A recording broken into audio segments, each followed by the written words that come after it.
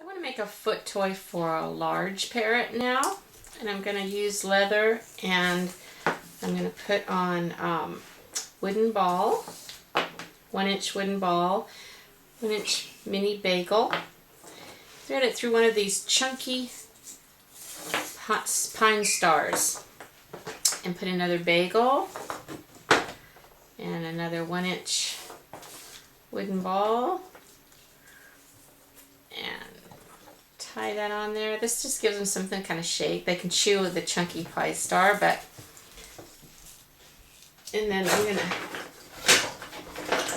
cut this off, and there you go. It's simple, just really easy. It's great chunky pine star to chew and split the wood, and then this is something to shake and rattle and play with. And there you have nice foot toy for a large parrot.